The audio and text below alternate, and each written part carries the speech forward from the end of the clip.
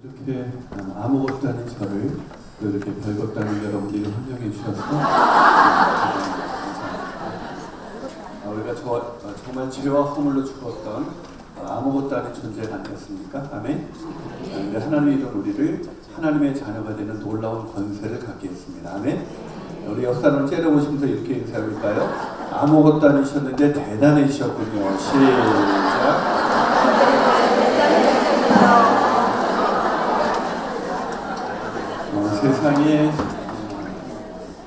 세상에 아무리 대단한 사람이 있어도 우리보다 대단하진 않아요.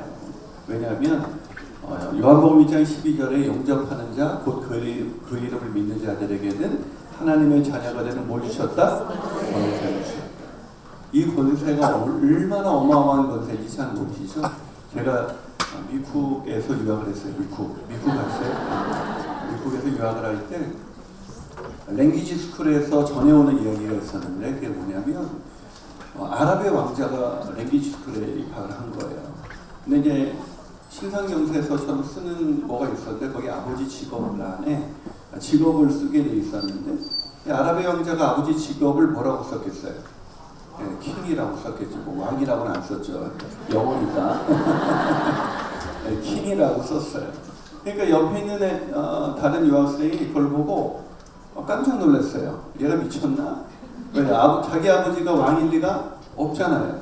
혹시 이 중에서 우리 아버지 직업이 왕이다 그런 분 계세요? 없잖아요. 그래서 야 니네 아버지 직업을 써. 그러니까 My father is the king 그러는 거니까 아니 니네 아버지 직업을 쓰라니까 그러니까 얘가 뭐다 자꾸 자기 아버지는 왕이니까 그래서 왕이라고 썼어요. 그러니까 옆에 있는 애가 얘가 마치 가네가 왔구나. 그래가지고 다른 애들한테 막 얘기했어요.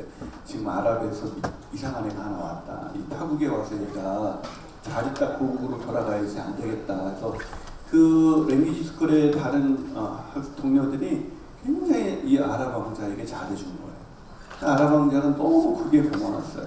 그래서 수료식이 가까이 오는데 너무 고마워서 이 친구들에게 뭘 좀 해주고 싶은 거예요. 그래서 아버지한테 전화를 걸어서 아버지 이 친구들이 나한테 1년간 이렇게 잘해줬는데 선물을 주고 싶다고. 그랬더니 아버지가 뭘 주고 싶냐고.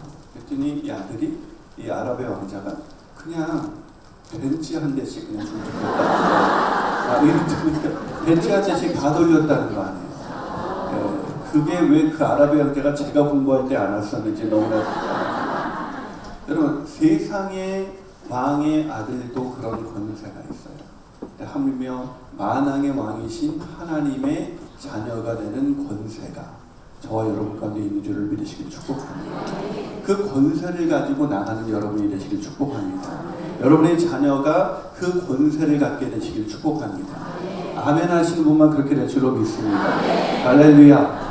네, 너무나 귀한 목사님 정삼재 목사님도 정말 우리 초교파적으로 너무나 교계에 알려진 위대한 리더였는데 또 더 정말 모세가 가고 여호수아가 와서 더 하나님이 이스라엘 백성을 이끌으셨던 것처럼 우리 안 목사님 오셔서 이 청주에 있는 상단교회가 정말 한국교회에 얼마나 아름다운 영향력을 끼치고 있는지 몰라요.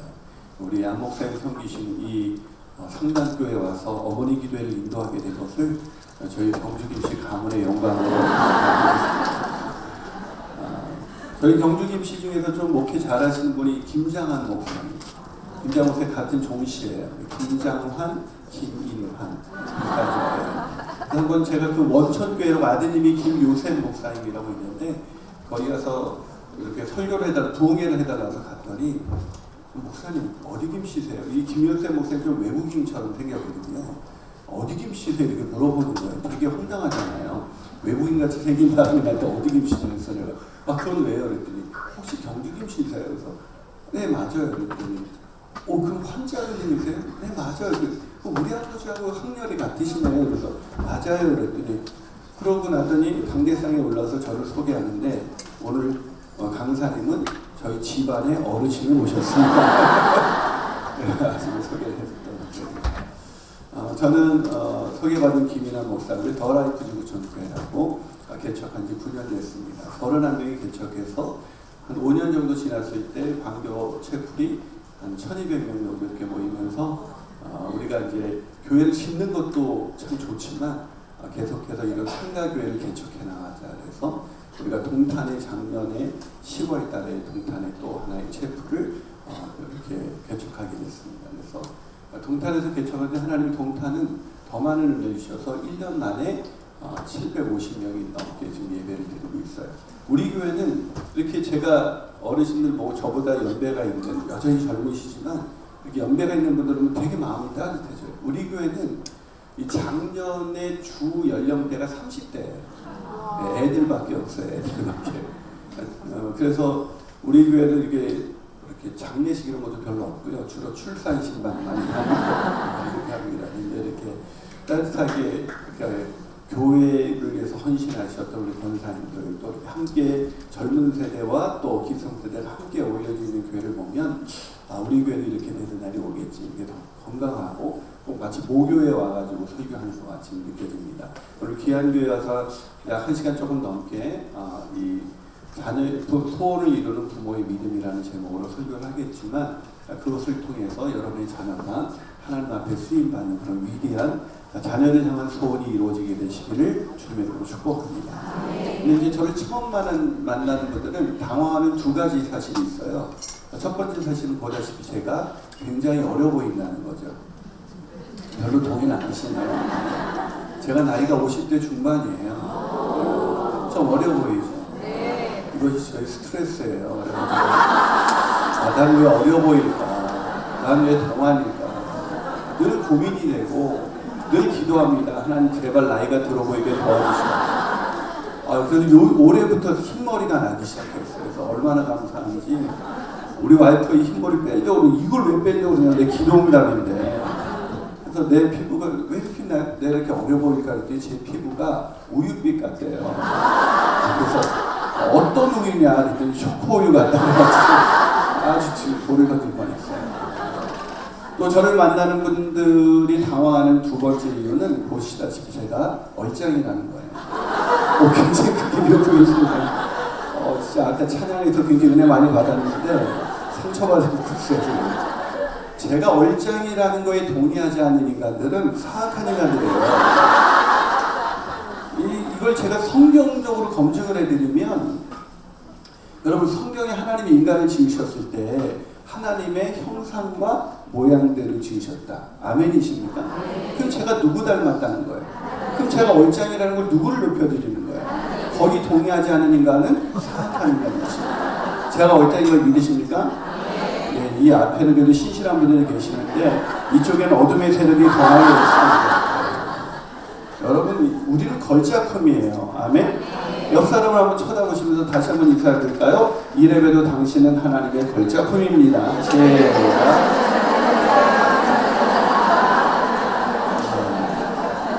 아멘이십니까? 제가 아까 목사님들 축복의 인사를 하는 거 보면서 야 상담교회 정말 행복하구나.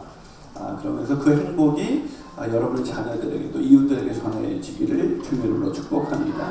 자, 한 번 더 인사해 볼까요? 자, 제가 특별한 보너스 인사법을 가르쳐 주는데 자, 옆 사람 얼굴 쳐다보세요.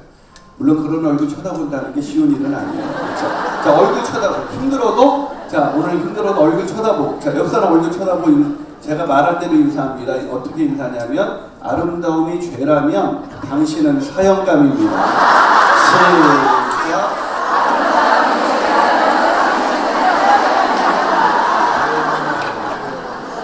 저는 벌써 죽었어요, 인생은. 여기까지 그래, 제가 사실 한국교회에서 어머니 기도회를 처음 만든 사람이 저예요. 많은 사람들이 주로 중계동에 있는 충성교회를 그러니까 어머니 기도회 시초로 알고 있는데 거기서도 이제 저를 초대해 주셔서 갔더니 거기는 다른 목사님께서 오늘은 어머니 기도회 원조를 모셨습니다. 이러더라고요. 제가 어머니 기도회를 시작하게 된 것은 제가 모교회 때부터도 시작했는데 어머니 기도회가 한국교회 본격적으로 알려지게 된 건 제가 지구촌 교회에 가서 이제 어머니 기도회를 더 본격적으로 시작하다 보니까 조그만 교회에서 할 때 사람이 잘 모르더니 지구촌 교회에서 시작하니까 이제 그것 때문에 어머니 기도회가 많이 알려졌고 지구촌 교회에서 시작했던 어머니 기도회를 중계충성교회는 그때는 이제 우리 지구촌 교회에서는 한 부서의 사역이었는데 중계충성교회는 담임 목사님 그거를 그 전도 사역으로 대대적으로 밀면서 특히 중계동이 아이들이 많잖아요. 학원 개발 밀집돼 있고 그래서 그런 엄마들을 전도하기 위한 전도 프로그램으로 돌리면서 이제 한국교회 어머니 기도회 세미나 많이 열리면서 이제 중성교회가 어머니 기도회 시초로 알고 있는데 그렇지가 않아요. 항상 제가 어디 이렇게 우리나라는 어디 가면 원조 뭐 이렇게 써 있잖아요. 근데 그 옆에 진짜 원조 이렇게 써 있는데 진짜 원조고요. 그래서 어머니 기도회 시작한 것은 지구촌교회 이제 이쪽에서 시작하다 지구촌교회 알려지게 된 것은 지구촌교회 갔더니 진짜 그 지구촌교회가 어디 있어요? 분당이 있거든요. 주로 분당 아시죠? 네, 천당 밑에 분당. 거기 그 분당에서 애들이 너무 행복할 줄 알았는데 애들이 너무 힘들어하는 거예요. 학교 안 나가는 아이들, 우울증에 걸린 아이들, 막 진짜 이런 아이들이 너무 많고 엄마들이 너무 힘들어하고 또 이 엄마들이 이 그 시험 때마다 애들이 막 발이 빠지는 거예요. 왜 그런가 했더니 그냥 워낙 이 학구열이 높은 여러분 너무 이렇게 스카이대학 출신들이 정말 많아요. 그러니까 지구촌교회는 뭐 삼성의 부장 정도는 뭐 명함도 못 내밀 정도로 그런 교회에서 뭐 그 우리가 한번 고3 아이들을 대상으로 그 입시를 한번 우리 교회 교수님들 많으니까 한번 도와줘 보자. 이랬더니 뭐 모든 과가 다 있을 만큼 그렇게 뭐 PhD만 한 500명 되고 이랬었습니다. 되게 좋을 줄 알았는데 그런 그 엄마들이 아빠들이 애들이 너무 시험에 이제 갇혀서 하다 보니까 애들이 막 그 세종대 막 이런 데 세종대 절대 나쁜 대학이 아니고 우리가 보면 얼마나 좋은데 그런데 다 스카이 출신들이니까 뭐 세종대학도 그런 대학 가서 어떻게 하려고 우린 제발 거기라도 갔으면 좋겠는데 여러분 너무 스카이 대학 보내려고 했지 마세요. 스카이 대학 아시죠? 네, S대, K대, Y대, 성남대, 경원대, 예민대, 스카이 대학이 되게 많아요. 네. 어디든 가면 저는 애가 둘이거든요. 하나는 딸이고 하나는 기집애인데 사실은 이 아이들을 저는 키우는 것만 해도 너무 감사해요. 왜냐하면 제가 결혼을 31살에 했는데 5년 동안 우리 와이프가 5년 동안 애가 안 들었었어요. 그리고 그때 이제 제가 되게 어렵게 어려운 교회를 섬기고 있었기 때문에 교회에선 최선을 다했지만 사례가 이렇게 우리가 생활하기에는 좀 힘들었어요. 그래서 불임 클리닉이나 이런 데 가는 거는 거의 뭐 불가능했죠. 근데 제가 학교 조교로 있었는데 우리 교수님이 소개를 시켜줘서 불임 클리닉을 1,000원만 진료비를 내면 받을 수 있게 해줘서 가서 검사됐더니 제가 C가 없대요. 그래서 인공수정도 불가능하다. 이런 판정을 받았어요. 그래서 이제 입양해서 키워야겠구나. 그런데 그 의사분이 간혹은 인공수정이 가능할 수 있도록 다시 나오는 경우가 있으니까 일주일 뒤에 다시 한번 와봐라. 일주일 동안 제가 난생 처음 금식기도 하고 갔는데 가서 의사가 깜짝 놀라는 거예요. 정상으로 나오는 거예요. 그래서 어떻게 이런 일이 있을 수 있냐. 저는 그것이 하나님의 역사라고 믿습니다. 저는 아브라함이 100세가 돼서 아들 낳음을 믿어요. 왜? 제 인생에서도 씨가 없는 저에게 하나님께서 씨를 주셨기 때문입니다. 여러분 그게 제 인생에는 얼마나 큰 경험이었는지. 그래서 저는 특히 큰애 이름이 새은이거든요. 지금 저는 목사님 딸 은혜가 많잖아요. 근데 은혜도 지었더니 애가 은혜가 없이 사는 애들이 너무 많아가지고 안 되겠다 싶어가지고 은혜라는 이름을 안 지어주려고 했는데 아무리 생각해도 은혜야. 얘가 태어나. 그래가지고 좀 세련되게 세상 세자를 써서 세상에 태어난 하나님의 은혜. 그래서 새은혜예요. 그런데 얘 하나만으로도 저는 만족하죠. 그런데 하나님이 이어서 또 둘째까지 줘서 얘는 세진이, 세상에 나타난 하나님의 진리. 그래서 은혜와 진리가 충만하게 살아가고 있습니다. 근데 이 아이들을 키워가면서 이 아이들이 두 아이의 공통점이 있어요. 두 아이의 공통점이 뭐냐면 성적이 정말로 겸손해요. 얼마나 겸손한지 애들이 50점 넘는 아이들이 거의 없어요. 완벽한 겸손. 근데 왜 그러냐면 이 아이들이 어렸을 때 미국 갔다가 제가 유학할 때 미국에 있다가 한국에 중간에 돌아왔는데 국제학교를 보냈으면 잘했을 텐데 영어를 잘하니까. 근데 일반 학교 보내서 하다 보니까 애들이 못 따라가는 거예요. 특히 어렸을 때 이 국어가 안 되니까 모든 과목이 어려운 거예요. 문제 자체가 이해가 안 되는 거예요. 다른 애들이 다 알고 있는 너무 평범한 것도 얘가 이해를 못하더라고요. 그래서 그 아이한테 늘 학교만 열심히 다녀라. 이랬더니 진짜 학교만 열심히 다니더라고요. 성적은 중요하지 않다니까 성적은 뭐 늘 중요하지 않게 여기고 살더니 얘가 어느 날 중학교 때 보니까 성적이 너무 해서 내가 세연아 이 성적 좀 그렇지 않니? 그랬더니 이 녀석이 아빠 하나님을 믿으세요. 그래서 나도 하나님을 믿고 싶은데 네 성적을 볼 때마다 내 믿음이 흔들려. 그랬더니 아빠 기도하세요. 그러더라고요. 그래서 이 녀석이 그렇게 공부하더니 공부 안 했죠. 그러더니 이 녀석이 고등학교 때 중국으로 유학의 길이 열렸어요. 이게 어떻게 된 거냐? 아빠 하나님을 믿으라 그랬잖아. 근데 걔가 목사지 내가 목사지 그러냐. 그러더니 이 녀석이 중국 유학 가서 거기 국제부에서 이 아이가 중국을 너무 잘해가지고 그 교장 선생님 이렇게 가다가는 북경대로 가겠다. 얼마나 좋아요. 북경대가 우리나라 서울대보다도 세계 랭킹에서도 높은 대학이거든요. 야 너무 잘 돼가지고 막 신나있는데 고등학교 2학년 그 2학기 때 들어오겠다는 거예요. 야 너 여기 들어오면 수능 다시 봐야 되고 이정적으로 갈 데가 없어. 그러면 어떻게 하려고 그래. 그랬더니 이 녀석이 나한테 그러더라고. 아빠 기독교인은요 명문대를 가는 애들이 아니라 자기가 간 대학을 명문으로 바꾸는 애들이에요. 할 말이 없죠. 하여튼 말은 지혜비 닮아서 얼마나 잘하는지. 그래가지고 그 말에 이 녀석이 들어와가지고 지 혼자 검정고시를 했고 지금은 안양대 중어중문학과 이렇게 다니고 있어요. 근데 저는 참 행복해요. 걔가 스카이대학까지 왔지. 그 아이 안에 믿음이 있고 하나님이 하는 그 믿음이 이 아이의 소원을 이루어줄 줄을 저는 믿기 때문에 여러분의 자녀를 향한 소원이 오늘 말씀을 통해서 이루어지게 되기를 주님 이름으로 축복합니다. 자, 우리 성경 구절 한 구절 읽어볼까요? 마태복음 15장입니다.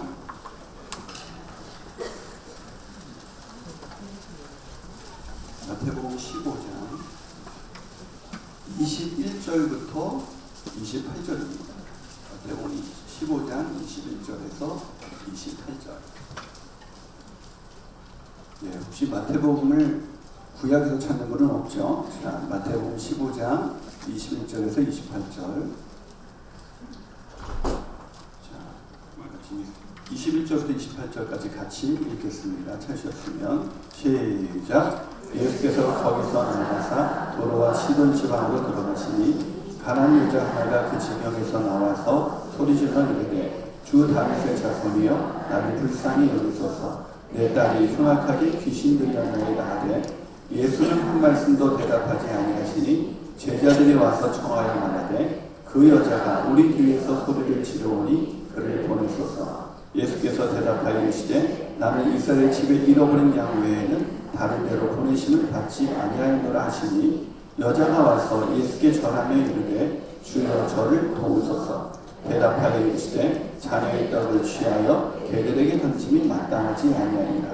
여자가 이르되 주여 올소이다마는 개들도 제 주인의 산에서 떨어지는 부스러기를 놓나이다 하니 이에 예수께서 대답하여 이르시되 여자여 내 믿음이 크도다. 내 소원대로 되리라 하시니 그때로부터 그의 딸이 나으니라. 아멘.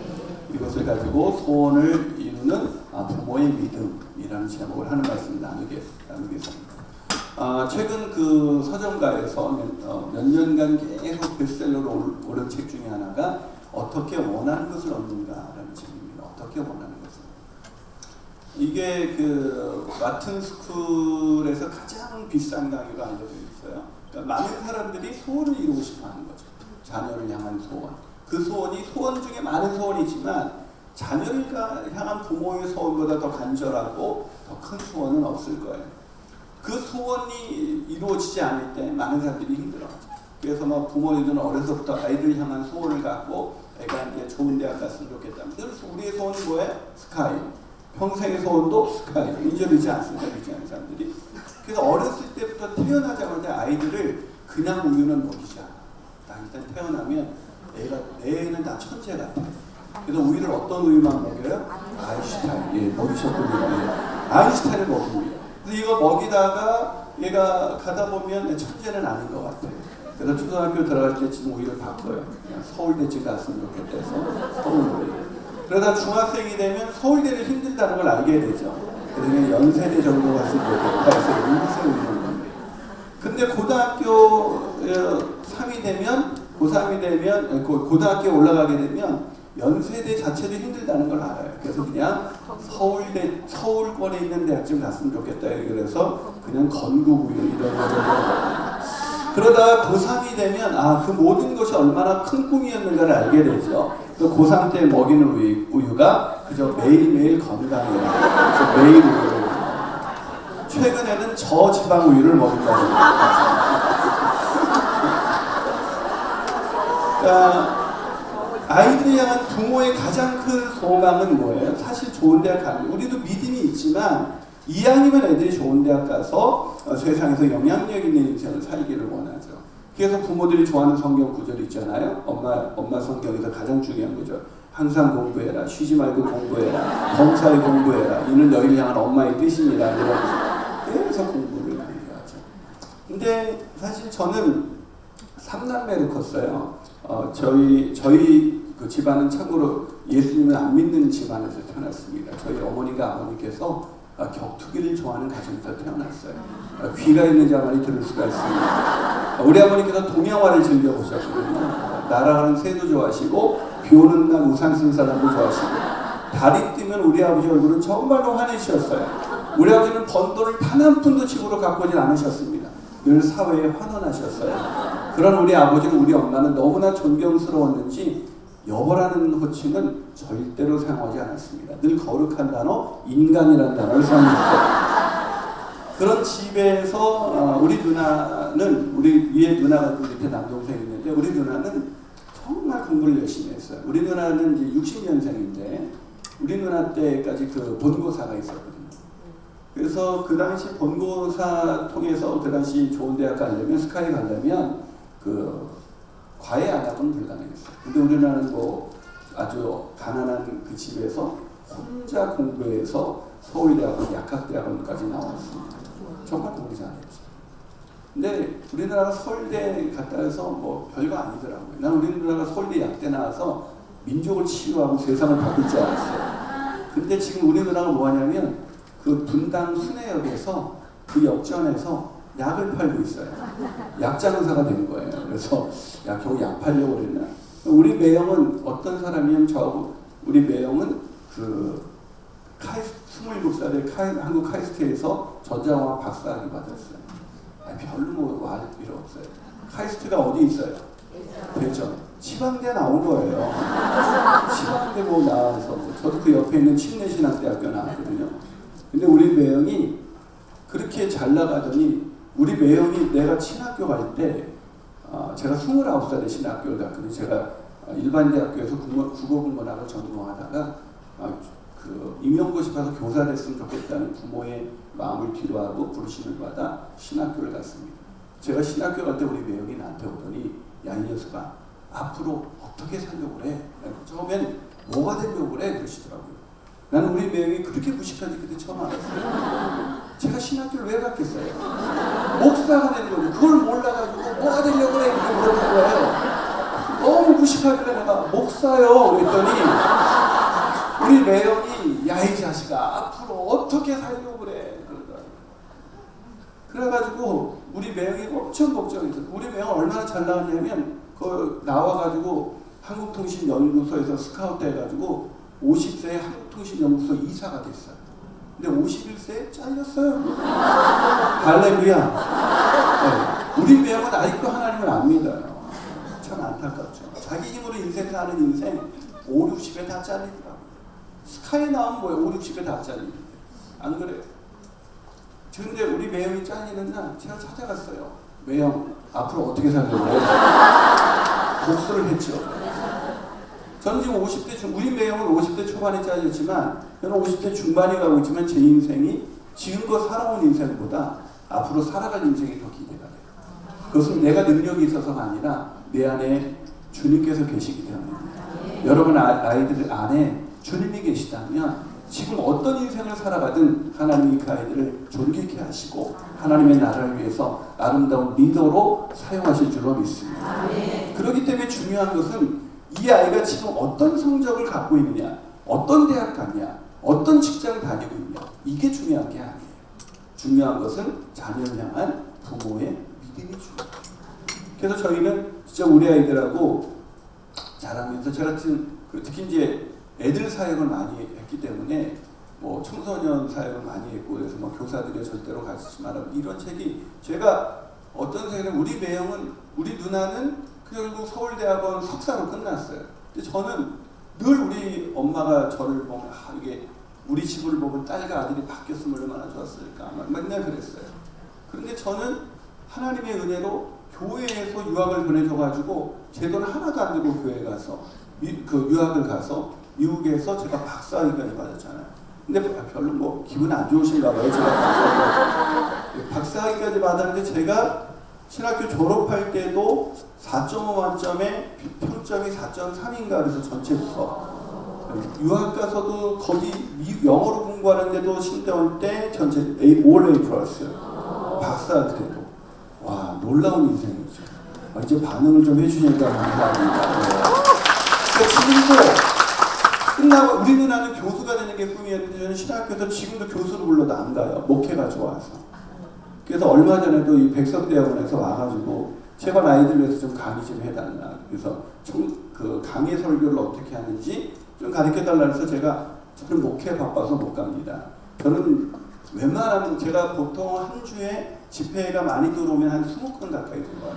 그러면 거의 안 가요. 저는 이제 교회에 집중해야 되기 때문에 안 가는데 다 거절하니까 그냥 일주일에 한 군데만 제일 먼저 들어오는데 한 군데만 정해서 가는데 하도 안 가니까 김이나 목사가 개척하더니 교만해졌다. 이건 사실이 아니에요. 제가 개척하고 나서 교만해진 게 아니라 개척하기 전부터 교만했어요. 사람들이 이거 잘 모르더라고요. 이 교만한 인생을 하나님께서 불쌍히 여기셔서 참 귀하게 쓰시는 거예요.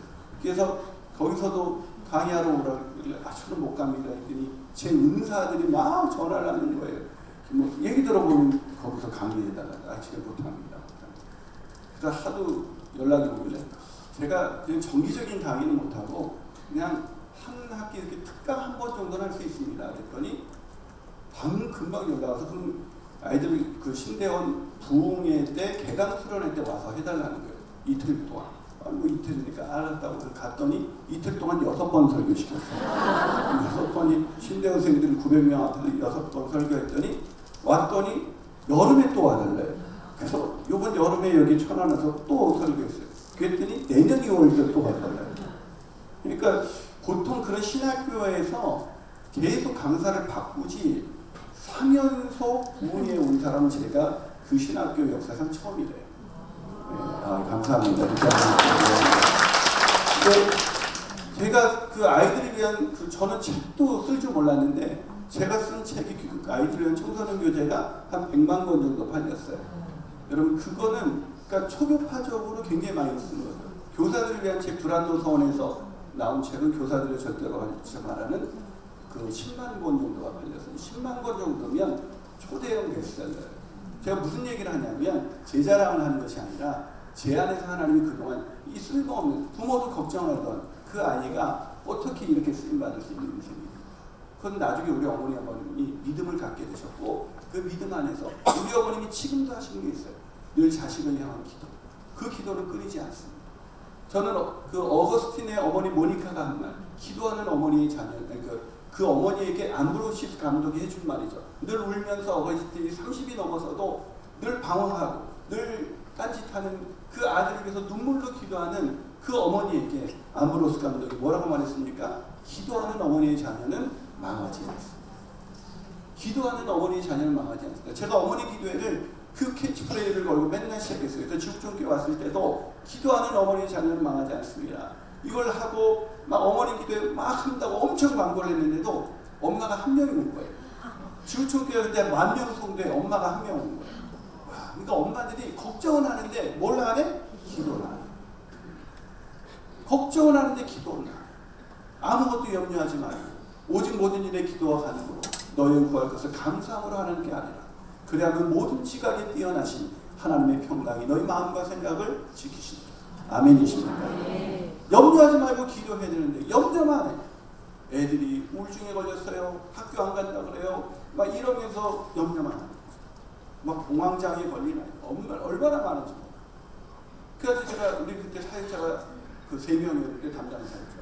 제가 하나님께 기도했죠. 하나님, 사역자가 이렇게 셋인데 엄마가 혼자 오면 어떻게 쑥스러워서 기도가 되겠습니까? 즉시 기도를 했더니 눈 떴더니 2명을 더 보내주셨어요. 어머니 기도를 지구촌께서 다시 시작하게 됐죠. 근데 이 어머니들이 와서 이제 기도 제목 얘기를 들어보니까 하소연을 들어보니까 기가 막힌 거예요. 애가 예전에는 애가 좋은 대학 갔으면 좋겠다 그랬는데 이제 애가 학교만 갔으면 건강하게 그냥 밖에 나가서 애들하고 친구하고만 놀기만 해도 좋겠네. 이 엄마들이 이렇게 변합니다. 인생이요, 잘 나갈 때는 엉뚱한 거 위해서 기도하지만 어려워질수록 본질을 위해서 기도해요. 그래서 막 그렇게 기도하길래 그럼 같이 기도합시다. 그래서 듣고 막 기도하는 거예요. 기도하는데 엄마들의 기도 소리가 한 5분 지나니까 기도 소리가 안 들려요. 왜 안 들릴까요? 할 말이 없는 거예요. 여러분 따라합시다. 기도도 훈련이다. 기도도 훈련돼야 할 수 있는 거예요. 여러분 수학 성적 한 번에 올릴 수 있어요? 없어요? 없어져요. 영적인 건 더 어려워요. 영적인 건 한 번에 되는 게 아니에요. 여러분 애들한테 맨날 이러죠. 대학 가서부터 더 신앙생활 열심히 해라. 안 돼요. 여러분 아이들의 정체성이 결정되는 시기가 사춘기예요. 그렇죠? 제가 그 사춘기 자녀를 위한 부모 멘토링이라는 책을 두란노에 있었었죠. 그 책을 통해서 아마 그냥 지금도 그 인터넷에서 돌아다니는 강의가 있을 거예요. 여러분 사춘기가 얼마나 중요한지 아십니까? 그때 애들의 정체성이 결정돼요. 내가 누구인가? 그때 믿음이 들어가서 내가 하나님의 자녀이다라는 믿음을 갖게 되면 아이들의 인생은 걱정할 게 없는 거예요. 아멘이십니까? 근데 그때 신앙은 언제 해서? 대학 가서. 대학 갈 때는 이미 그 아이들의 마음 가운데 하나님을 믿지 못하는 불신이 딱 찬 상태에서 스카이 대학 가봐봐요. 아무 소용없어요. 여러분 중요한 것은 믿음을 갖게 하는 것입니다. 아멘이십니까? 그런데 많은 부부들이 그래서 뭐 지금 손질 왔을 때 어떤 엄마가 애가 막 이제 살아났어요. 막 학교도 안 가던 애가 엄마의 기도에 애가 살아나가지고 막 애가 이제 막 공부를 열심히 하고 그러니까 엄마가 다시 욕심이 생겼어. 이 아이가 고3이 되니까 저한테 와서 목사님 우리 애 이렇게 잘 됐잖아요. 그렇죠. 엄마의 기도 때문에. 그런데 이제 고3이잖아요. 네, 그런데 그래서 이제는 저희가 한 거리가 한 30분 좀 넘게 걸려요. 그래서 고3이랑 가까운 교회 나가기로 했어요. 애는 그러더라고요. 그래서 내가 그럼 어머니 너무 걱정하지 마세요. 왜? 학교를 멀리 서울대까지 보내려고 했어요. 가까운 성남대 보냈어요. 여러분 일생을 좌우하는 것은 어떤 일생의 직업을 좌우하는 것을 위해서 좋은 교회를 결정하면서 좋은 학교를 결정하면서 영혼을 결정하는 것에 대해서는 너무 무지한 거예요. 여러분 제가 언제 시간이 있으면 룻기 가지고 할 수 있지만 오늘 마태복음 룻기가 핵심이 뭐예요? 룻과 오르바가 있었잖아요. 시어머니의 모정으로 너희 갈 길을 돌아가라. 엄마로서는 대단한 모정이죠. 그 당시 늙은 과부가 젊은 과부 없이 살 수 없어요. 왜? 과부들은 생계수단이 없었으니까 젊은 과부들은 며느리들이 나가서 이삭이라도 주워 와야 먹고 살 수 있는데 그걸 포기한 거예요. 엄마는 그럴 수 있어요. 그게 엄마예요. 그렇게 헌신한 거예요. 난 됐어. 난 죽어도 좋으니까 너희들 살 길을 찾아. 그렇게 기회를 줬을 때 오르바는 다시 모압 백성으로 돌아갔고 룻은 어머니가 가신 곳에 나도 가고 어머님이 죽으신 곳에 나도 죽으니까 나로 떠나지 가라고 하지 말아달라고. 어머님의 백성이 나의 백성이 되고 어머님의 하나님이 나의 하나님이 됩니다. 그리고 따라왔잖아요. 그리고 룻이 어떻게 됐습니까? 결국 다윗의 조상이 되어버렸고 예수 그리스도의 조상이 되어버렸죠. 그때 오르바를 떠나보내지 않았더라면 엄마의 인간적인 모정 때문에 신앙의 눈으로 판단을 해. 너 힘들어도 내 하나님을 믿어야 돼. 이렇게 살아야 되는데 너 힘드니까 네 살 길 찾아가. 그래서 살 길은 찾았겠죠. 오르바는 모압 백성 중에서 한 사람 만나서 재혼해서 잘 살았겠죠. 하지만 하나님의 백성은 살 기회를 영원히 잃어버려요. 여러분 어머니 기도에 나와서 뭘 기도해야 되냐면 하나님 아버지 제가 믿음을 올바로 먼저 갖게 하여 주옵소서. 어머님 기도회가 처음엔 자식 때문에 울다가요. 우리가 어머님 기도 시작하다 보면요. 자식 때문에 울다가 누구 때문에 우냐? 자기 자식 때문에 우냐. 어머니 기도회가 깊어지면 그렇습니다. 처음에는 뭐 자식 잘 되라고 막 기도하다가 내가 믿음이 없었구나. 내가 믿음이 없어서 내 자식도 믿음이 없었구나. 이 생각하고 회개하고 우는 사람이 얼마나 많은지. 근데 어머님이 막 기도하다 5분 동안 기도 소리가 안 돼요. 그런데 그 어머님들이 깜짝 놀란 거예요. 이 젊은 그때만 해도 제가 30대 초반이었으니까 막 애들을 위해서 막 2시간 동안 막 기도하니까 이 엄마들이 눈 뜨고 깜짝 놀란 거예요. 이분들은 나는 내 자식을 위해서 5분을 기도를 못하는 거예요. 이 젊은 사역자들이 이 아이들을 위해서, 내 아이를 위해서 어떻게 이렇게 기도할 수 있나. 이분들이 감동을 먹어가지고 그 다음 어머니 기도 12명이 와있어요. 4배가. 근데 다 비슷한 사람. 당신 자식을 위해서, 내 자식을 위해서 이렇게 기도해 주더라. 순식간에 100명이 되고요. 그래서 나중에 지구촌에서 제가 어머니 기도할 때 1000명씩 모였습니다. 그러니까 엄마가 달라지니까 애들이 달라져요.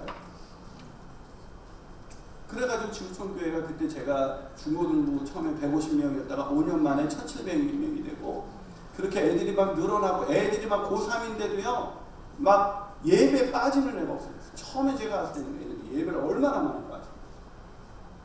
엄마가 달라지니까 애들도 신앙 안에 서게 되고 신앙 안에 서게 되니까 하나님이 그 아이들을 사용하시더라고요. 오늘 그 믿음을 갖게 되기를 주님의 이름으로 축복합니다. 오늘 본문은 자녀의 소원을 이룬 한 부모의 이야기예요. 이 엄마는 어떤 여자예요? 가나안 여인이라고 성경에 기록되어 있습니다. 이름이 기록되지 않은 것은 여자로 태어났다는 것은 그 당시 여자는 사람이 아니었어요. 오병이어의 기적을 행하고도 남자 장정만 셌죠. 여자는 사람 취급받지 못했던 시대였습니다. 여러분 지금도 그 시대로 돌아가면 예수님 당시로 돌아가면 여기 사람 몇도 없어요. 네. 그런 시대예요. 게다가 가나안 여인이었다. 가나안이 이방인 여인이다. 유대인들에게 이방인은 개취급받는 여인이었습니다. 즉 개취급받는 여자 중에서도 가장 천한 사람이 바로 가나안 여자예요. 그런데 그 가나안 여자 중에 더 천한 취급을 받고 소망이 끊어진 사람이 누구냐? 바로 자기의 자녀가 귀신 들렸다. 이거는 하나님의 저주로 생각하던 시대에 지금은 그런 사람들이 많이 없어졌지만 옛날에 우리 어렸을 때 장애를 가진 사람들을 마치 하나님께 저주받은 사람처럼 그렇게 말도 안 되는 어처구니 없이 그렇게 생각하는 사람들이 얼마나 많았습니까? 그런데 이때도 마치 그런 장애를 입거나 귀신을 들리거나 그러면 하나님께서 저주. 여러분 그 실로와 그 눈을 뜨게 하면서 하나님 무슨 얘기했습니까? 하나님의 영광을 위해서 네가 이렇게 태어났다고 말하잖아. 부모의 죄입니까? 자식의 죄입니까? 라고 물었을 때 예수님이 부모의 죄도 아니고 자녀의 죄도 아니고 하나님의 영광을 위한 것이다. 사랑하는 우리 인생에 어려움이 올 때 그것이 하나님께 저주받은 것이 아니라 하나님의 영광이 될 줄로 믿습니다. 여러분의 자녀가 지금 고난의 시간을 겪고 있다면 하나님의 영광으로 바뀌게 되는 날이 오게 될 줄로 믿습니다. 그렇게 어처구니 없게도 그 당시에는 그렇게 자신의 딸이 귀신 들리게 엄마한테는 얼마나 슬픈 이야기겠어요. 그런데 이 주변에서는 아주 저주받은 인생으로 완전히 가난한 여인 중에서 가장 소망이 끊어진 사람, 그 사람이 오늘 본문의 주인공이에요. 그런데 오늘 이 본문의 주인공에게 예수님이 오늘 뭐라고 대답합니까? 28절에 보니까 이에 예수께서 대답하여 이르시되 여자여 네 믿음이 크도다 내 소원대로 되리라. 오늘 이 말씀이 저와 여러분의 인생 가운데 자녀들 가운데 그대로 이루어지기를 주님의 이름으로 축복합니다. 그렇다면 왜 소원이 이루어졌어요? 네 믿음이 크도다. 그 믿음 때문에 그 소원이 이루어지는 인생이 되는 것입니다. 서울대 가야 소원이 이루어지는 것이 아니라 믿음의 부모가 될 때 자녀의 소원이 이루어지는 것입니다. 아멘이십니까? 그럼 어떤 믿음인가? 세 가지가 필요합니다. 첫째, 예수를 그리스도로 믿는 믿음입니다. 예수님을 그리스도로 믿는 믿음. 이렇게 얘기하면 목사님 난 또 뭐라고요? 예수를 그리스도로 믿지 않는 사람이 어디 있을까요? 아니요. 그냥 입술로 고백하고 있냐를 말하는 게 아니에요. 여러분 예수를 그리스도라고 믿으십니까? 정말로 믿으십니까? 예수님의 구원자인 걸 믿으십니까? 그런데 왜 염려하십니까? 왜 걱정하십니까? 뭘 두려워하십니까? 왜 낙심하십니까? 그분이 구원자이시라면 나를 구원하시고 내 자녀를 구원하실 분이라면 우리가 무엇 때문에 염려합니까? 염려한다는 건 여러분 두려움은 믿음이 아니에요. 두려움의 반대는 불신이 아니라 그러니까 믿음의 반대는 불신이 아니라 믿음의 반대는 두려움입니다. 믿음의 반대는 염려입니다. 믿음의 반대는 걱정입니다. 저는요 우리 애들 아까 말했지만 성적 그렇게 겸손하게 가도 한 번도 걱정한 적이 없어요. 그러니까 우리 애들하고 여러분 우리 애들이 사춘기 보낼 때 제가 옛날에 사춘기 특강 한참 할 때 이 젊었을 때부터 사춘기 특강을 하니까 기가 막히죠. 그 사람들이 애 키러 봤어요? 사춘기 경험해 봤어요? 막 이랬어요.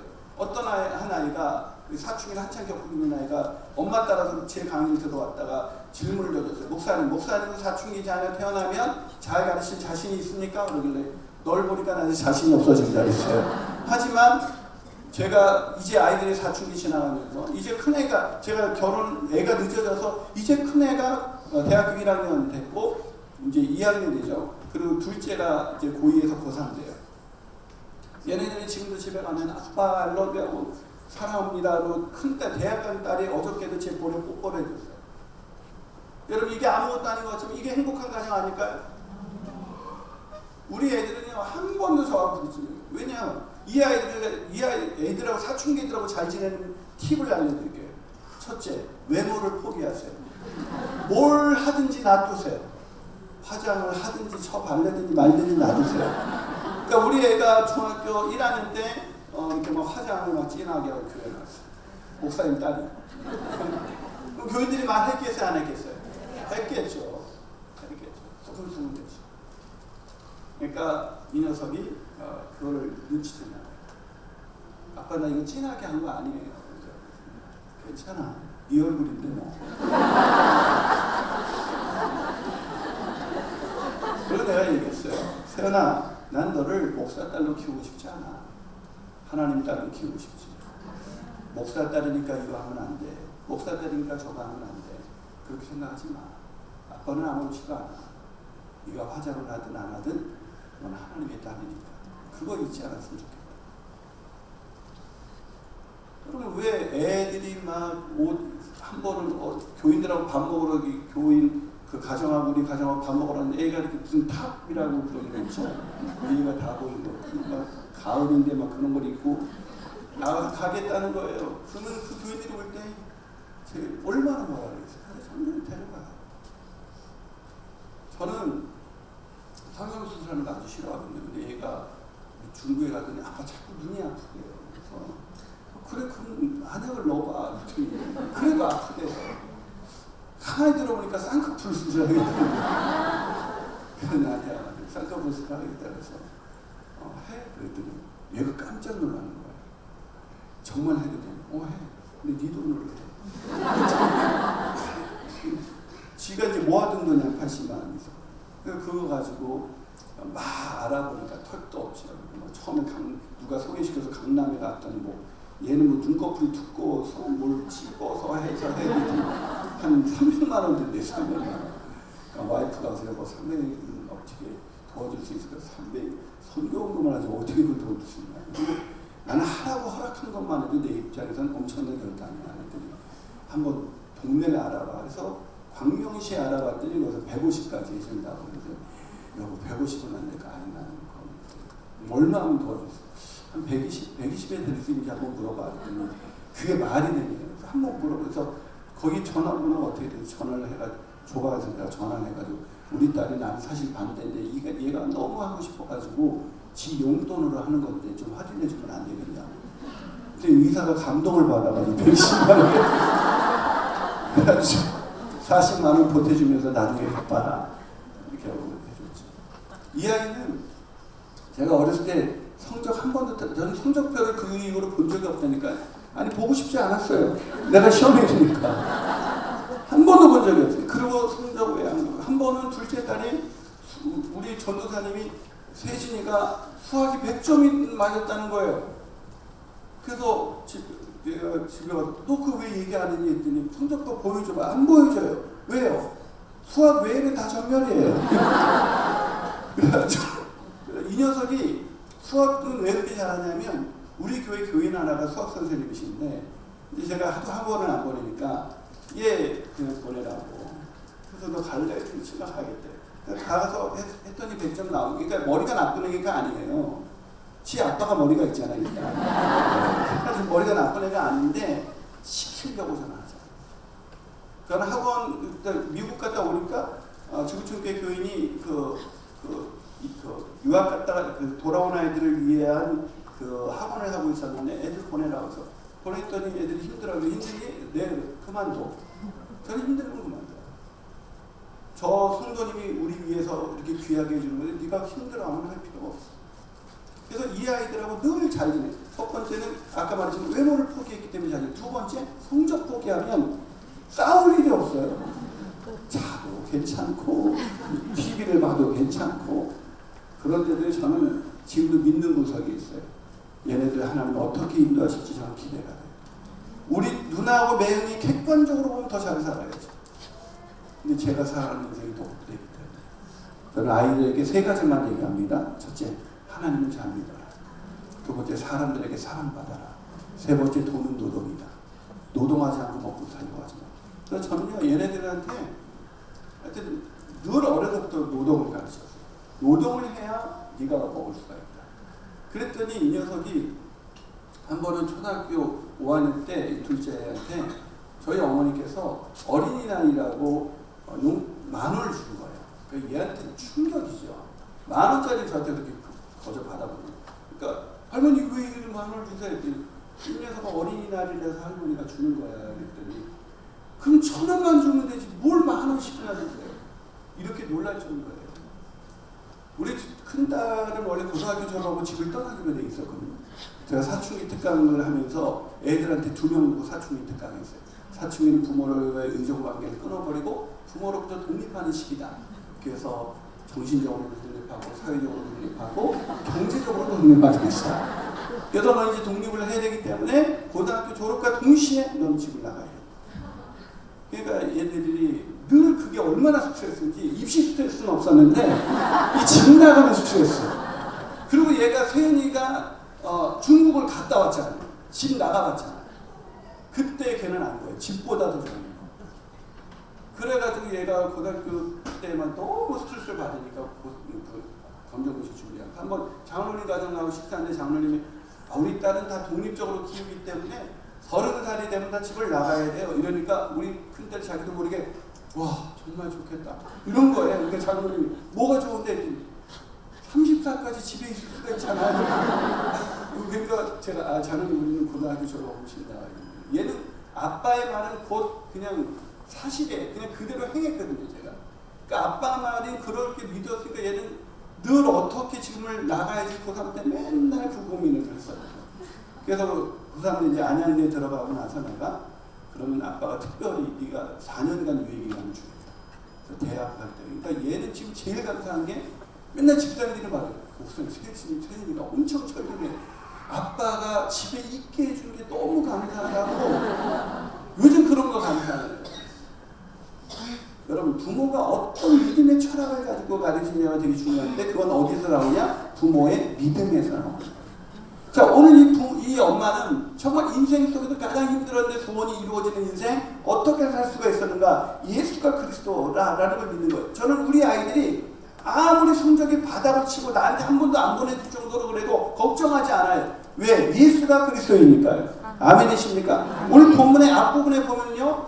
이 바리새인들이 나옵니다. 그들에게 예수님이 뭐라고 말하냐면 입술로는 이 백성이 나를 존경하되 마음은 내게서 멀도다. 무슨 얘기입니까? 입술로는 하나님의 백성이라고 자처하고 하나님을 믿는다고 말하면서 실제로는 자기를 믿고 사는 것이죠. 오늘날 엄마들이 이런 사람들이 얼마나 많습니까? 기도에 나오지만 실제로는 하나님을 믿는 것이 아니라 세상을 믿어요. 자기를 믿어요. 네가 열심히 해야 돼. 네 인생이 달라지는 거야. 스카이에 가야 돼. 인생이 달라지는 거야. 그 사람은 예수가 그리스도가 아닙니다. 예수가 그리스도라는 것은 우리를 죄와 사망에서 건지실 뿐만 아니라 우리 모든 곤경에서 우리를 건지시는 그리스도이신 것입니다. 아멘이십니까? 우리 아이들이 어려울 때 기도 뭐가 중요합니까? 아이들의 인생에서 예수가 그리스도야. 우리 엄마가 늘 그랬어.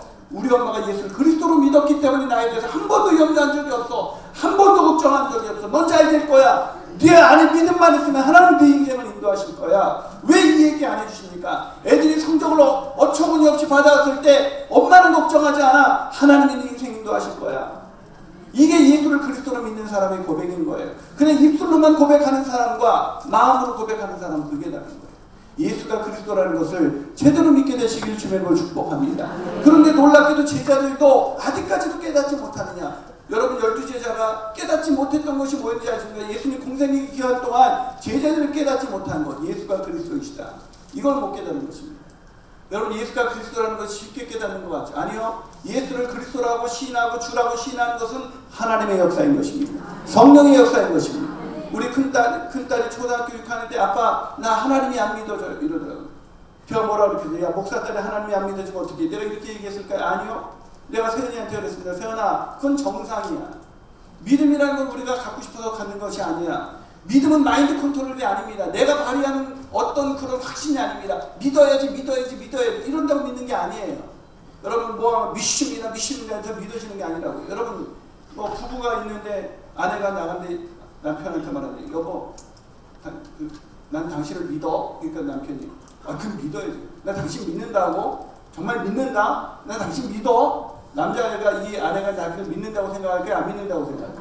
안 믿죠. 안 믿는 사람이 자꾸 믿습니다 하는 거예요. 여러분 남편이 말하면요. 아내가 남편을 완전히 믿어요. 남편이 말하면 여보 나 오늘 늦게 들어올까? 왜? 나 누구하고 데이트해. 그래서 여자가 말합니다. 데이트 싫거라고. 왜? 남편을 믿으니까 그런 여유가 생기는 거예요. 예수를 그리스도로 믿는다는 것은 우리 가운데 세상에 할 수 있는 평강과 기쁨을 주게 되어 있습니다.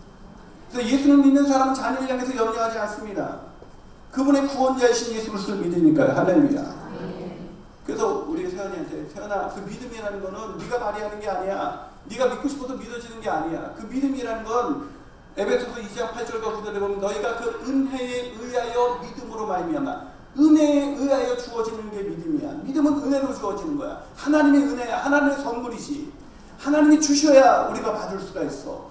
그래야 믿음을 가질 수 있어. 네가 아무리 목사딸이라도 하나님께서 주시는 거지 목사딸이라서 저절로 믿음이 생기는 게 아니야. 하나님이 주셔야 되는데 하나님께서 자비로우셔서 우리가 구하면 주신대. 구하고 찾고 두드리면 주신대. 그러니까 네가 구해야 돼. 목사딸이라고 그냥 저절로 믿어지는 게 아니야. 네가 세상에서 다른 막 그런 교육을 받고 이러다 보면 네 마음가운데 하나님이 아니라 다른 것이 자리할 수 있어. 근데 엄마 아빠를 봐. 아빠가 제가 오늘 바빠서 그 얘기를 안 했지만 저는 중학교 때 자살을 3번이나 시도했던 사람이에요. 예수님 만나고 제 인생이 달라졌습니다. 그 얘기를 애들한테 늘 해줬거든요. 아빠가 예수 안 믿었으면 이제 이 세상 사람 아니었겠지. 너희들은 존재하지도 않았을 거야. 우리 이런 행복한 가정은 있지도 않았겠지. 믿음이 없으면 인생은 끝나는 거야.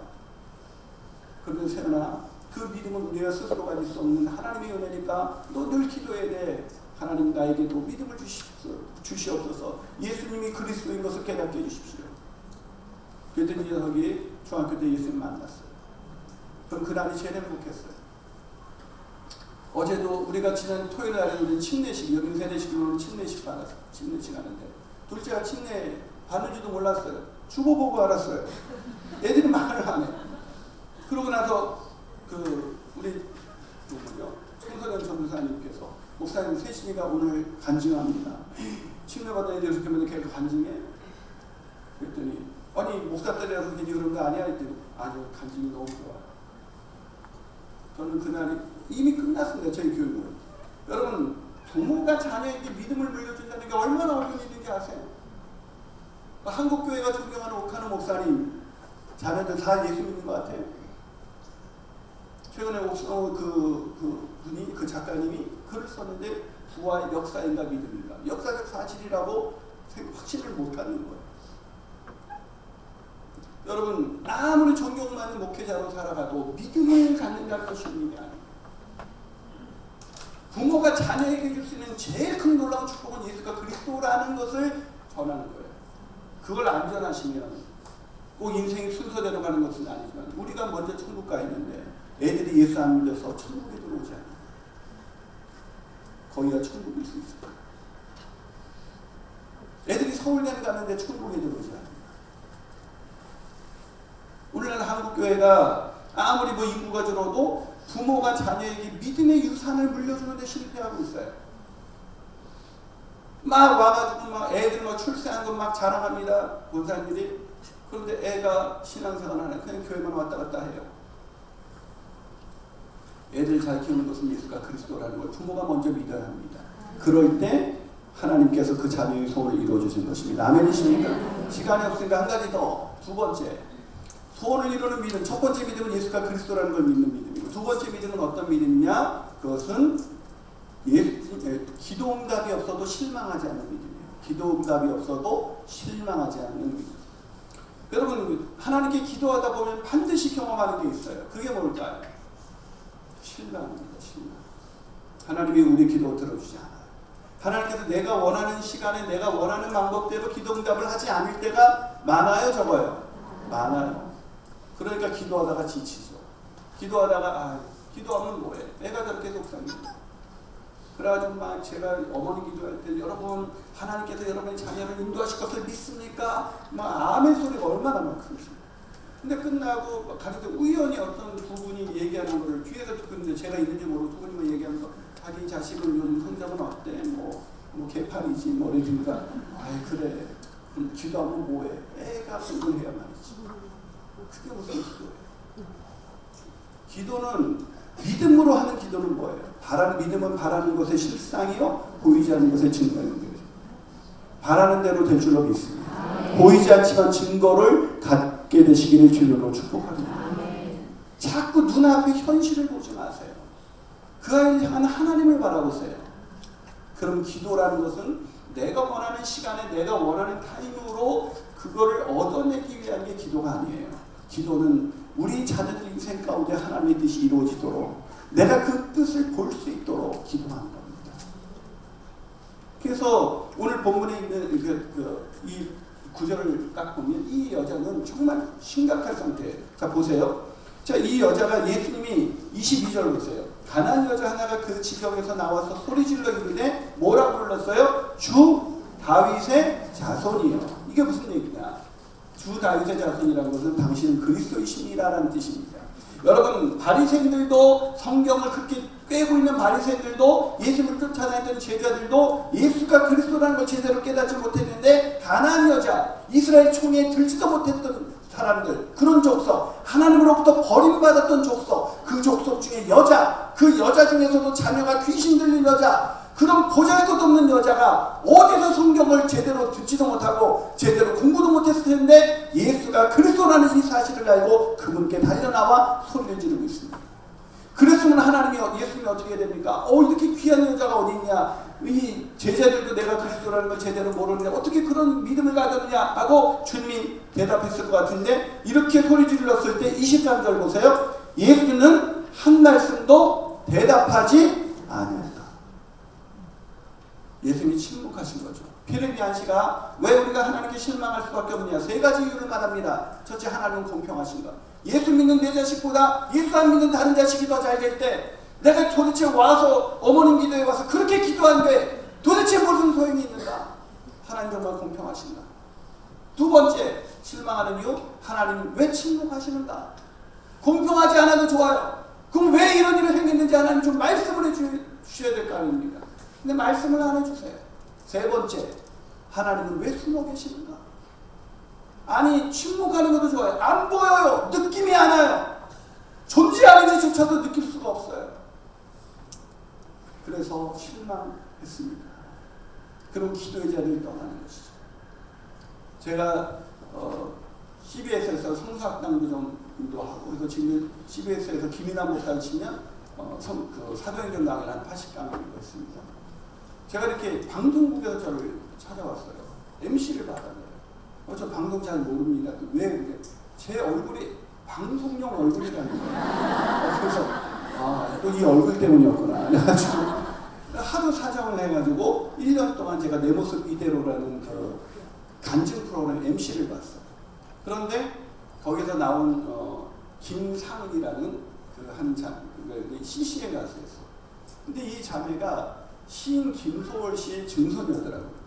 근데 이 분이 나와서 간증하는데 위로라는 앨범을 냈는데 이 위로라는 앨범을 왜 내게 됐는지 그 스토리를 얘기해 주는데 이 자매가 늦둥이를 갖게 된 거예요. 그래서 자매를 낳고 또 늦게 아이를 가니까 처음 가졌을 때는 막 뭐가 좋은지도 몰랐는데 늦둥이 가지니까 너무 귀한 거에서 막 산후조리원이 어디가 좋은지 또 아기들 용품만 사면서 이 늦둥이를 기다리고 있었는데 어느 날 유산됐다는 소식이 들어왔습니다. 이게 얼마나 마음이 무너졌겠어요. 그래가지고 하나님께 위로를 얻으려고 교회를 그때 마침 교회 가는 날에서 교회를 갔는데 그 선포된 말씀이 고난이 하나님의 축복이다. 이런 설교가 강단에서 선포되니까 막 화가 나더래요. 무슨 고난이 축복이야? 어떻게 고난이 축복일 수가 있어? 애를 한번 잃어봤나? 막 그런 생각 때문에 막 돌아와서도 막 마음이 진정이 안 되고 막 하나님께 화가 나가지고 막 이러고 있는데, 이제 아이를 유산하기 위해 이제 유산하면 이게 출산해가지고 똑같이 되어지지 않습니까? 수술을 통해서 되잖아.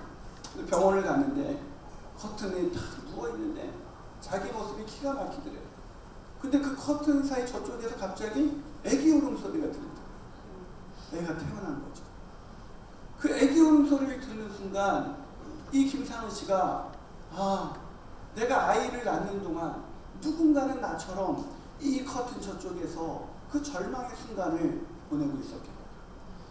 그 순간이 드니까 자기 애 낳았을 때 그들을 위로하지 못한 게 너무 마음이 아프고, 그래서 위로라는 그런 CCM을 만들게 됐다. 그때 그 자기 할아버지 그 아이를, 죽은 아이를, 유산시킨 그 아이를 잊을 수 없었는데 자기 할아버지가 쓴 시 못 잊어라는 그 시가 그 시를 떠오면서 그 시에서 뭐라 그래요? 못 잊어 생각이 나겠지. 사노라면 잊힐 날 있으리. 그런대로 한 세상 지내시고. 이 시가 떠오르면서 위로가 되는데, 하나님이 그날 밤에 찾아오셔서 나는 네 마음 다 안다. 너는 그러니까 하나님 어떻게 알아 했더니 나는 내 자식을 하나밖에 없는 독생자를 널 위해서 내어주지 않아. 넌 자식이 있는데 하나를 잃어도 그렇게 슬퍼하는데 나는 하나밖에 없는 자식을 너와 너희 가족을 위해서 내어주자. 그 순간 회개가 되면서 자기가 실망하면서 하나님께 떼었던 것이 회개가 되면서 하나님께 나가서 불렀던 노래가 위로예요. 사랑하는 여러분, 우리가 왜 기도하다 보면 이런 실망을 경험하게 됩니다. 왜 실망을 경험하게 되냐면 우리의 기도와 우리의 생각과 하나님의 생각이 달라요.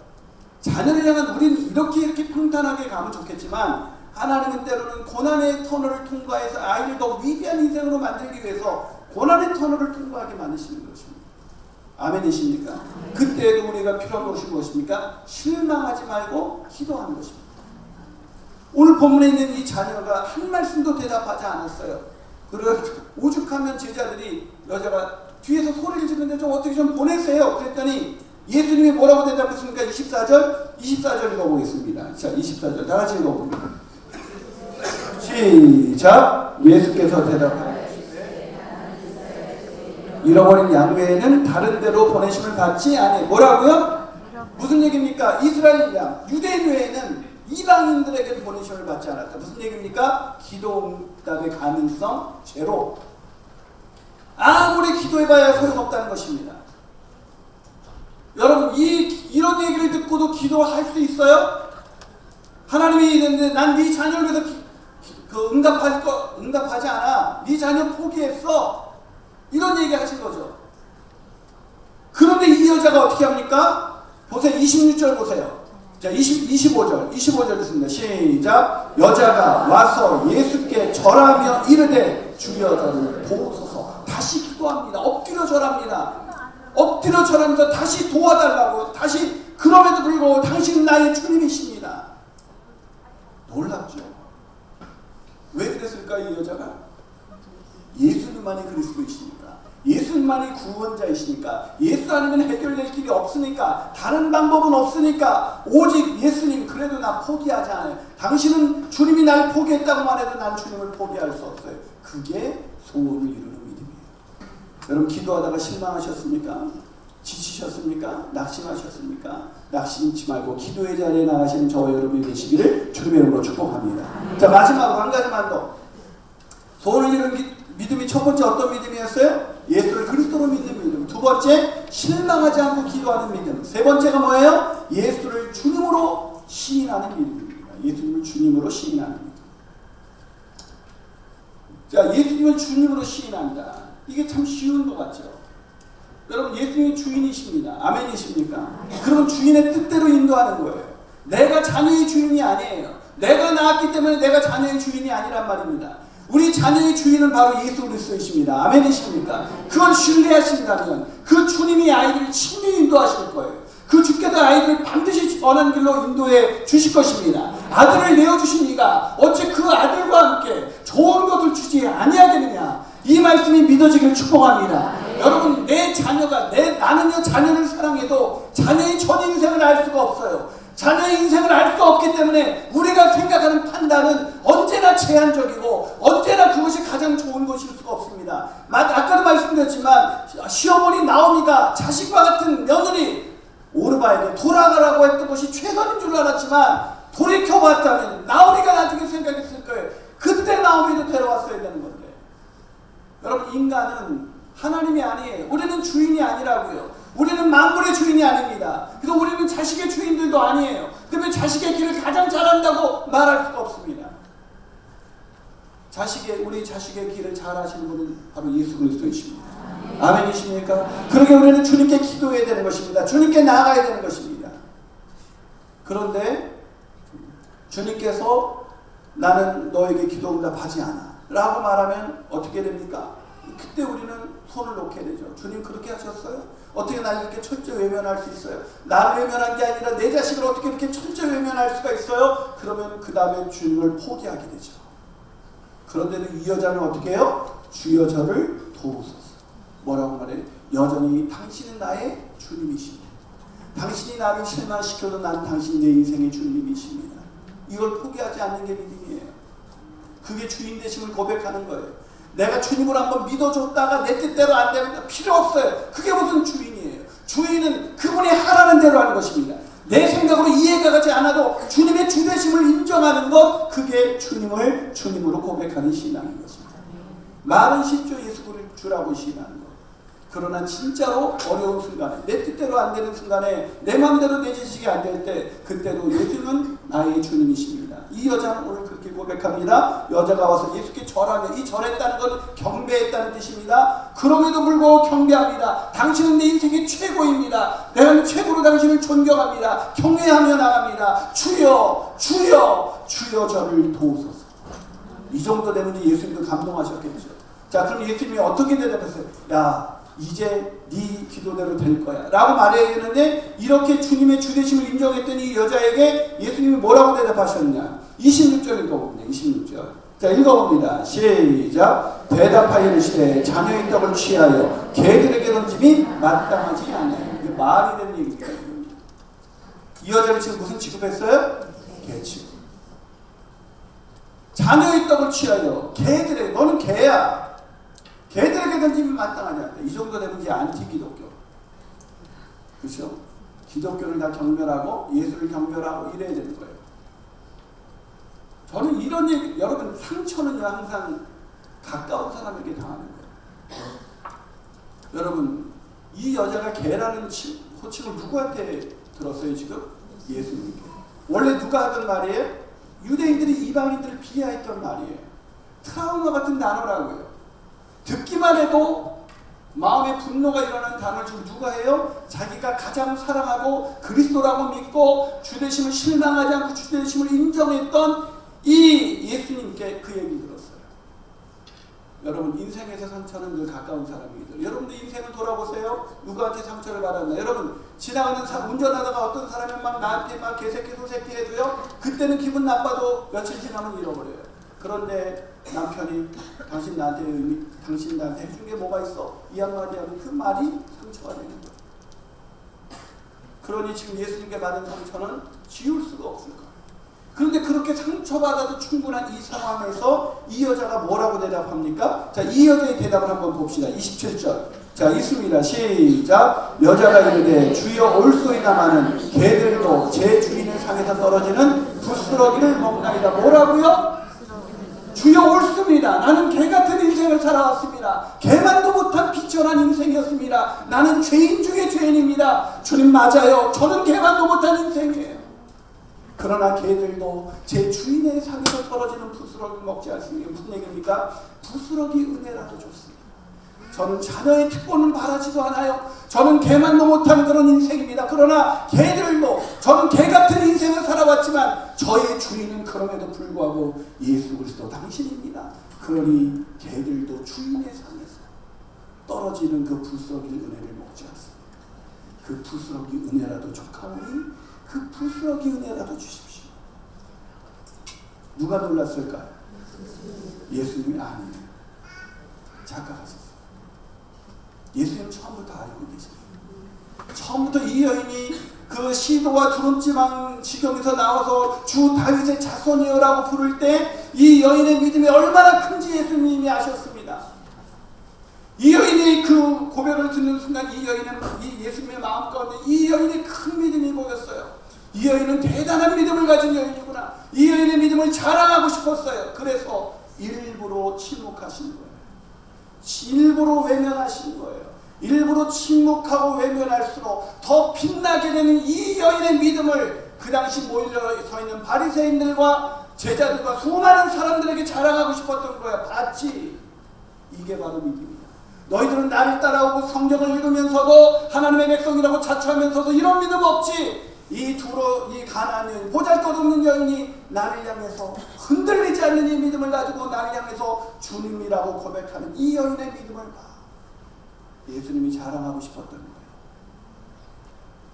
여러분 기도했는데 안 된 적이 있습니까? 난 왜 기도했는데 이렇게 지지력이 안 될까? 난 왜 기도했는데 내 자녀를 향한 소망이 나 끊어지게 되는 걸까? 그렇게 생각한 적이 있습니까? 그건 하나님이 여러분의 믿음이 얼마나 큰지를 알고 계셨기 때문이에요.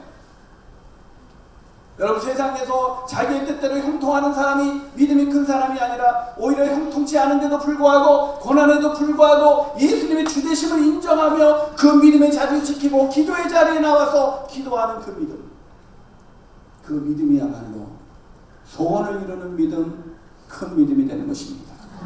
그 얘기를 듣고 예수님 뭐라고 말했습니까? 네 믿음이 크도다. 네 소원대로 될지어다. 혹시 건반을 조용히 천천히 좀 눌러주겠어요? 제가 예화 하나 드리고 이제 설교를 마치려고 해요. 저희 교회가 개척한 지 9년 됐다고 들었습니다. 말씀드렸죠?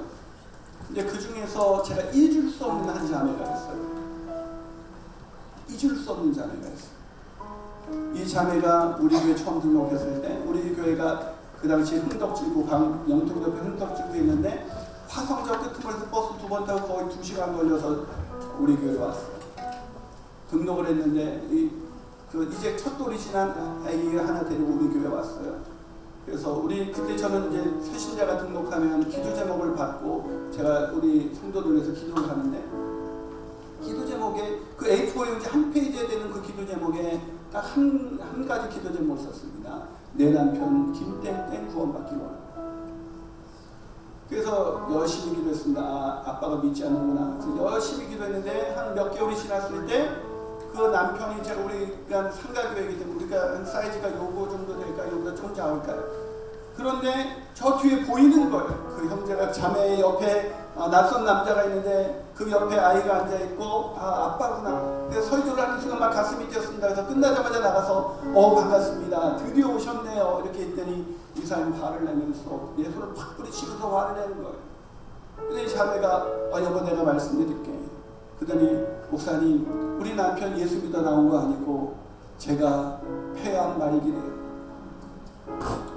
그래서 네가 믿는 하나님이 살아계시면 어떻게 네가 폐암 말기에 걸릴 수가 있냐고 네 하나님이 고쳐주는지 안 고쳐주는지 내가 한번 나가봐야겠다고 그래서 나온 겁니다. 가슴이 무너졌습니다. 아니 31살의 자매가 어떻게 폐암 말릴 수가 있는가. 그래서 우리 중보기도팀하고 기도하면서 온 교회가 기도하기 시작했습니다. 하나님 자매를 아버지를 살려주시옵소서. 자매를 구원해 주시옵소서. 자매를 일으켜 주시옵소서. 계속해서 기도했어요. 계속해서 기도했는데 그 자매가 놀랍게도 어떤 일을 하냐면 매 주일날 그냥 자기 질병에 걸렸는데 전도를 하는 거예요. 자기 부산에 있는 이모한테 전화를 겁니다. 이모 네가 웬일이니? 이모 놀라지 마요. 나 폐암 말기래요. 이모가 아무 말 못합니다. 이모 걱정하지 마. 나 하나님이 고쳐주실 거예요. 근데 내가 폐암 말기에 걸려보니까 이모가 생각났어요. 이모는 아직 하나님 모르잖아. 나는 지금 죽어도 천국 갈 수 있는데 이모는 하나님 모르잖아. 그러면서 이모가 그 화성으로 옵니다. 그 이모에게 복음을 전합니다. 이모가 불교 대학에 다니는 이모가 염주를 빼놓고 예수를 믿고 염주를 띄고 자신이 집으로 돌아가서 그 조카를 위해서 기도하기 시작합니다. 서울에 있는 친구에게도 친구야 네가 웬일이니 놀라지 마. 나 폐암 말기래. 나 만나러 와줄 수 있니? 친구가 옵니다. 그 친구에게 복음을 전합니다. 그렇게 복음을 전하면서 그 복음을 전하는 기쁨을 목장님이 나와서 계속 하는 거예요. 그러니까 맨날 목장에 나와서 남편이 승진이 안 되어 힘들다, 애 때문에 힘들다 막 이런 얘기를 했던 사람들의 기도 제목이 다 웃음 교실되어 버렸습니다.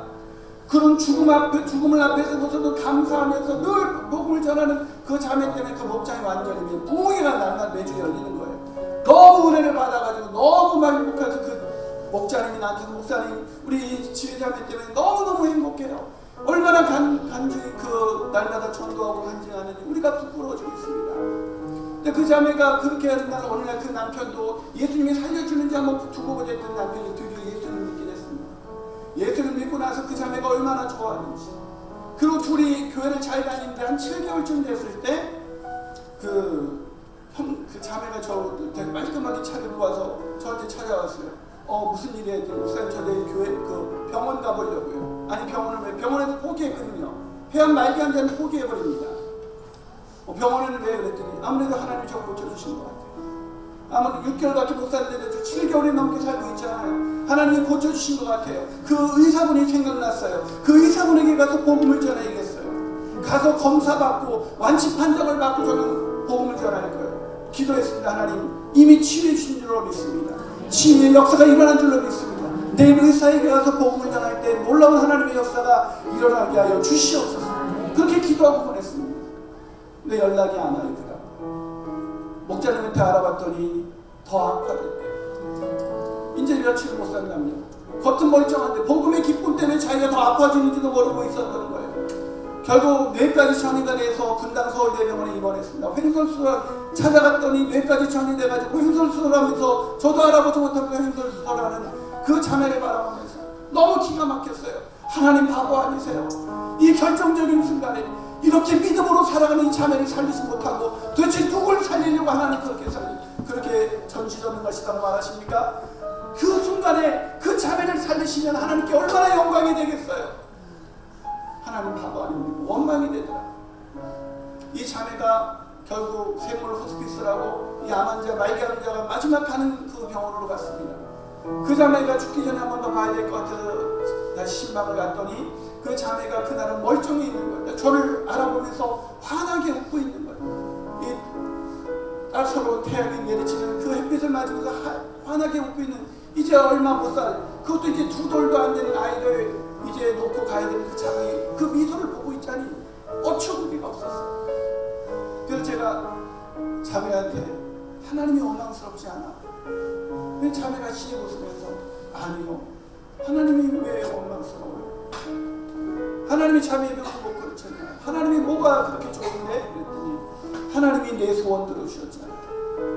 하나님이 무슨 소원을 들으셨어요? 자매의 병도 못 고치셨는데 하나님이 무슨 병을 못 주셨냐? 무슨 소원을 들으셨냐?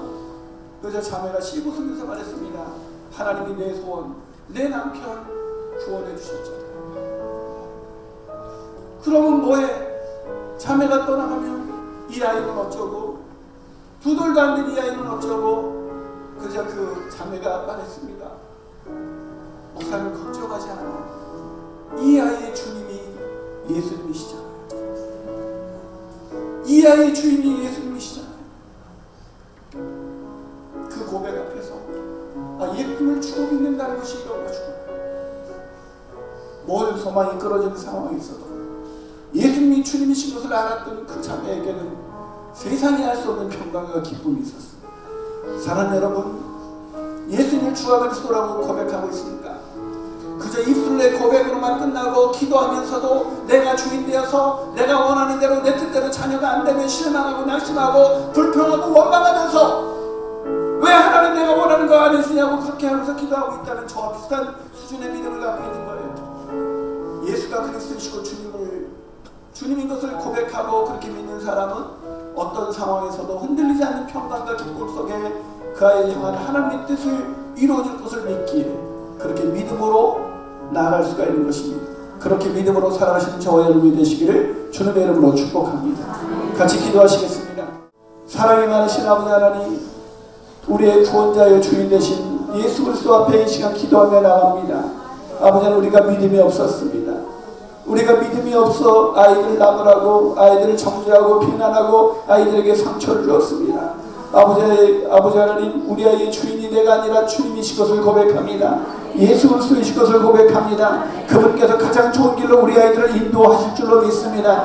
그 믿음 안에서 늘 기도의 자리를 떠나지 않는 엄마들 되게 하여 주시옵소서. 기도하는 어머니의 자녀는 망하지 않는다는 그 사실을 기억하면서 우리 아이들에게 어떤 상황이 오더라도 낙심하지 않고 좌절하지 않고 믿음으로 승리하는 우리 사랑하는 모든 우리 믿음의 엄마들 다 되게 하여 주셔서 이 상당교회 어머님의 기도를 통해서 자녀들이 살아나게 하여 주옵시고 자녀들이 믿음을 갖게 하여 주옵시고 자녀들 향한 하나님의 소원이 이루어지게 하여 주시옵소서. 이 모든 말씀 예수 그리스도의 이름으로 축복하며 간절히 기도하옵나이다. 아멘.